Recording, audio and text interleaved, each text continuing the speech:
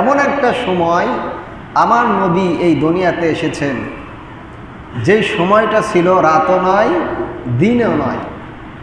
চিন্তা করেন, ঈসা নবী আসছেন, একটা টাইম ছিল, অথবা রাত অথবা দিন। পৃথিবীতে যত নবী এবং রাসূল ছিল, এসেছিল প্রত্যেকটি নবী রাসূল অথবা রাত অথবা দিন অথবা দুপুর, যে কোনো একটি নির্দিষ্ট সময় নিয়ে এসেছিলেন।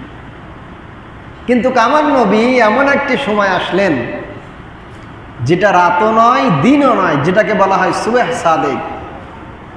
এখন বলতে পারেন, হুজুর রাতও না দিনও না, এ টাইমে আসলেন কেন? প্রশ্ন আছে না? বলেন। আছে। তার পূর্বে আমি বলতে চাই, আমার নবীজিকে আল্লাহ তাআলা এই টাইমে কেন পাঠালেন? বিশ্ব নবী যে দুনিয়াতে আসবেন,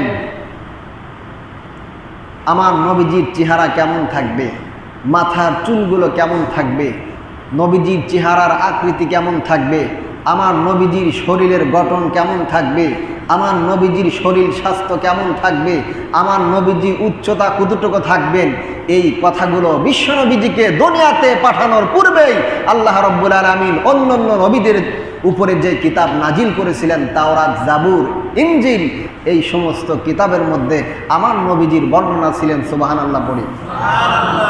আমার নবীজির বর্ণনা আল্লাহ তাআলা আগেই দিয়েছিলেন। মানুষ অপেক্ষায় ছিল কখন আসবে এরকম নবী একজন, যেই নবীর উম্মত হওয়ার জন্য অন্য অন্য যুগের নবীরা পর্যন্ত আল্লাহর কাছে দরখাস্ত জানাইছেন। আল্লাহ, ওই নবীর যদি উম্মত হতে পারতাম তাহলে নিজেকে ধন্য মনে করতাম।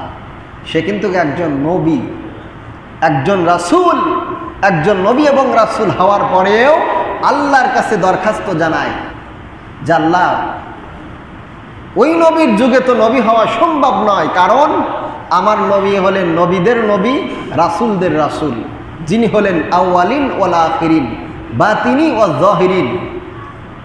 সূরা সাফফাতের মধ্যে আল্লাহ তাআলা বলছেন, আমার নবী হলেন আউয়ালিন, আখিরিন, যাহিরিন, বাতিনিন।